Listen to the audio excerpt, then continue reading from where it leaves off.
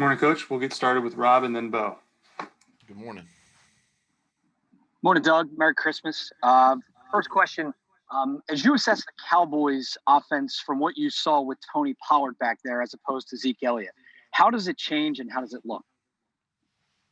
Well, first of all, guys, just want to say, hey, Merry Christmas to everybody, and hope everybody gets a chance to kind of spend some time with family and get away from this craziness for a day or so. But getting back to your question, I think one of the things you're seeing with the offense, you're seeing a little bit more of the RPO variety run game, not as much of the downhill power football game, run game that the Cowboys have used in the past. It's a little more mid zone RPO, the advantage throws, things like that are where they're using Pollard. Plus they're using him obviously in the passing game a little bit more. And so he's really done a nice job. He's had some really nice games here lately, and he's been a really good back for the time that Zeke's been out. Go ahead, Bo, and then Dave. Doug, you guys had some success with the screen game last week. What helped get that untracked, and is there any connection to defenses worrying about Jalen as in that being successful?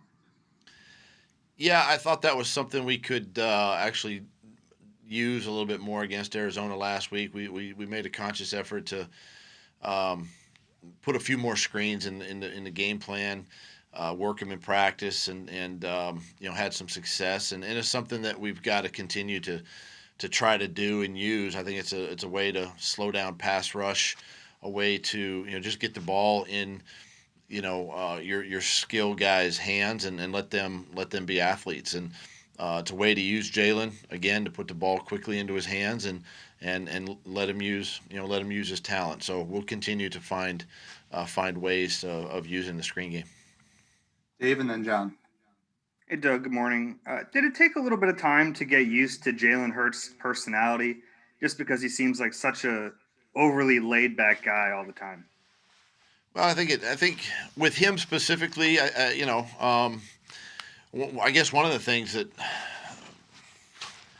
I guess from my standpoint and being around quarterbacks, my whole career, it's a little easier to get to know guys in the quarterback room, say, than the defensive line room, for instance, or the DB room. But it always takes a little bit of time to kind of get to know a person, to kind of see what makes him tick, how he thinks, what he likes as a quarterback, plays and things like that. And I've been real impressed with his openness, with his willingness to talk and learn and ask questions, and of course he's got a great demeanor, around the guys, around the coaches.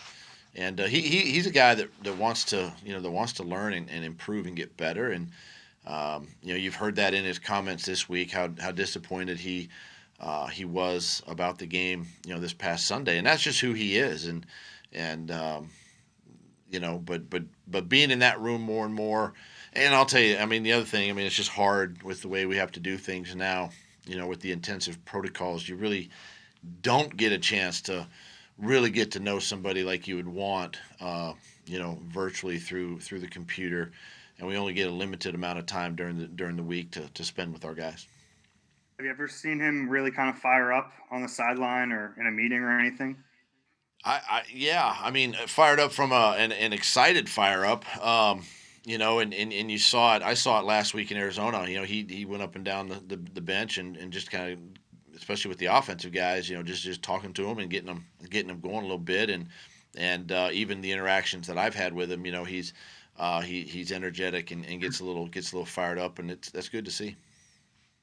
John and then Martin. Hey, Doug. Speaking of that demeanor with Jalen, we talked to him yesterday, and there was a question about some of the outside noise, obviously the quarterback controversy questions. And he mentioned you got to stay away from the rat poison. And Nick Saban kind of told him that about social media, about the outside noise. I'm curious, how often do you have to address that with the players or individuals, or does it come up much?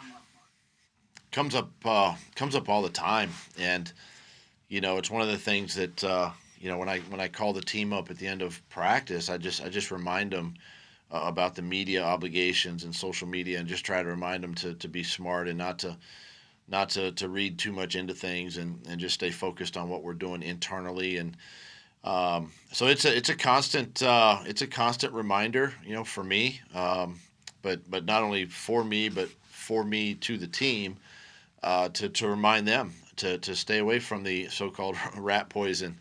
It's a good way of using it. But the guys are smart. They just got to understand that everybody's a reporter. Everybody has a camera. Everybody has a microphone. Out there, and even the player themselves, right? With the social media accounts that they have, they just got to be smart about the information that's being portrayed, either about themselves or the team. And so it is a constant reminder for me to stay on top of that. Martin and then Jeff. Hey, Doug. This week you guys activated a practice window for Deshaun Jackson. And I was kind of wondering, where he is in his recovery and if it's possible that he could play either this week or next week. Yeah, he's getting close. We activated it because for that reason we feel like he is close. He was able to get some snaps in yesterday with the offense, and we'll integrate him more today and just see where he's at. It's the first time he's been able to do any kind of football, activity with the team, more football maneuvers, running routes and blocking and things of that nature. So we'll see how he is and see how he feels today, but we'll try to ramp him up today and keep him coming. Jeff and then Ruben. Hey, Doug, just to follow up on Jalen's personality a little bit, when you have a guy like that in that position and he can sometimes be quiet because he's working so hard, he's young and he's very diligent, all things that we've heard about Jalen, can he sometimes come off as arrogant and do you have to reinforce with him, hey, maybe sometimes let your personality show when you're playing or when you're around the guys or when you're with the coaches? That's I say that quite a bit with the guys. I do want their personalities to show, particularly on game day. I want them to be them, and I want the players to be who they are. I don't want them to hide behind anything or feel like they're inferior or they've got to sort of put up a persona that's not them. I just want them to be who they are, and it got them, the players, it got them to this level for a reason. And we don't want to put a blanket over it and kind of smother it, right? We want them to be free and look, if it comes off as arrogance, it's okay. As long as they can back that stuff up and play well, and it's okay, and that goes with receivers, that goes with DBs, and it goes with everybody, every position. So I just want the guys to be who they are, and it can go a long way into the shaping of the kind of the culture and the excitement of the team. Ruben and then Ed. Hey, Doug, happy holidays to you. Hey, what's the value of having Alshon? You got such a young group of receivers, and then to have Alshon there, his return kind of coincided with Jalen playing. What's been the value to have that veteran receiver out there for Jalen? The thing that I've really appreciated with Alshon, even when he wasn't out there and going through his rehab and injury, is how he has really mentored these young receivers. Taking a guy like Travis Fulgham, JJ, all the guys, Jalen Reagor, Hightower, Quez, all these guys, and really just kind of I see him, or I saw him, and he continues to do this, just talking to him and coaching him. And I guess another thing that I've really appreciated about Alshon is that he's so unselfish.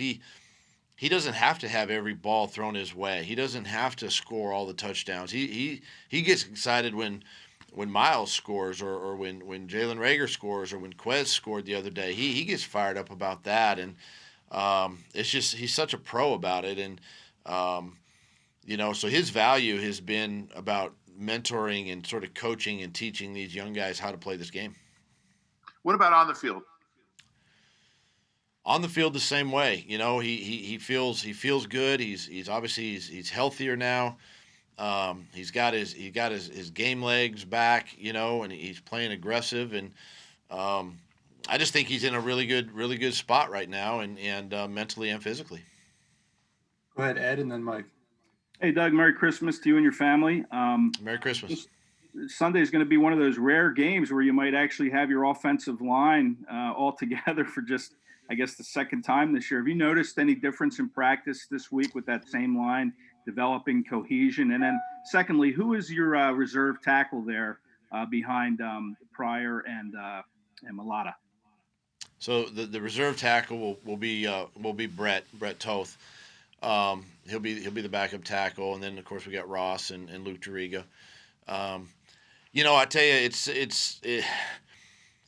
is the second time that we've had the starting five, together this season, and you just see the communication with these guys in practice.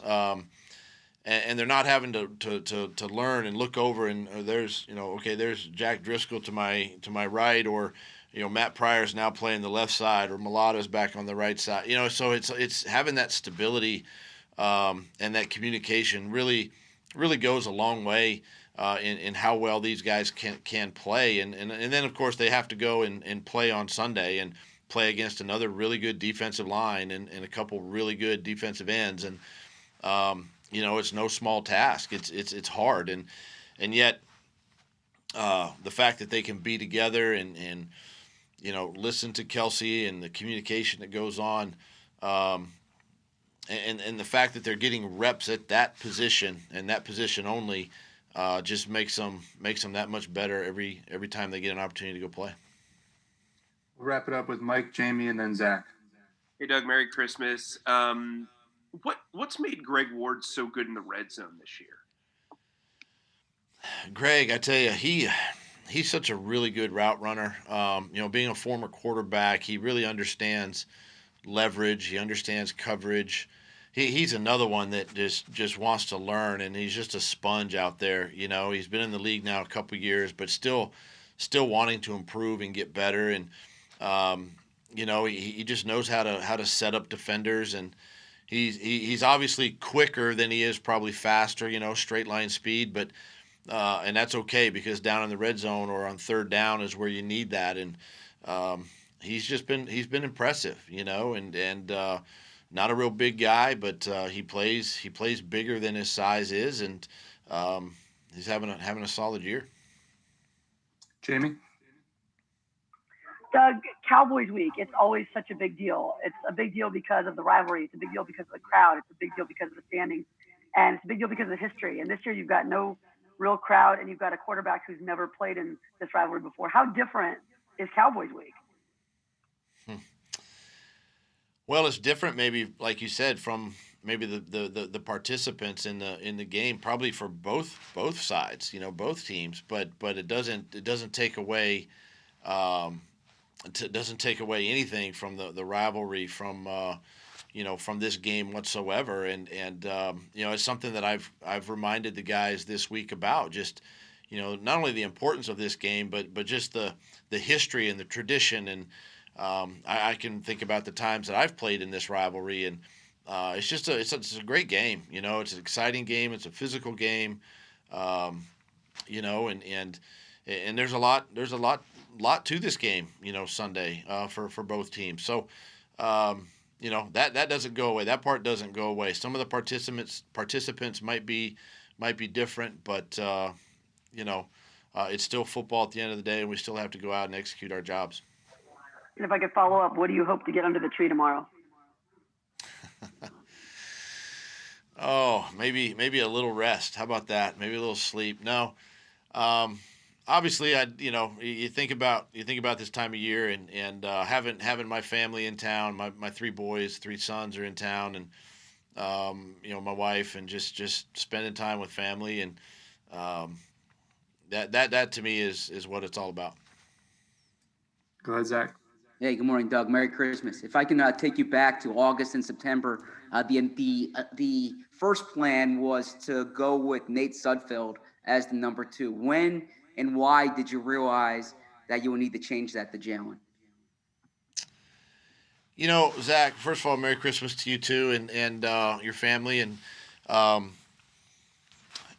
think as a staff, we made that change is when we really started thinking about how we could use Jalen and Carson together, on the field at the same time, and how we could impact the offense that way, and so that kind of was more so the reason to bring Jalen along, back then, was just to see how we could get him on the field with Carson, and use those two together to provide, explosive plays or plays that would extend drives,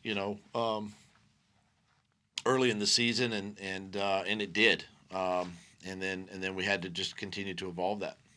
If I can ask a quick follow-up, how did Nate handle that whole process?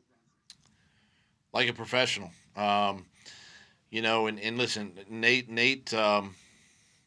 I know Nate was disappointed. I do know that, and rightfully so, right? I mean, obviously coming in as the number 2, and then making that change early in the season, with Jalen there. But again, he handled it like a pro, and he went out and he worked every single day as he does today, and he doesn't want to be a distraction, and wants to help the quarterback room, wants to help the team win, and he and I still talk quite a bit, X's and O's on and off the football field, and he's been a big part of that room. Thanks, Coach. Thanks, guys. Merry Christmas.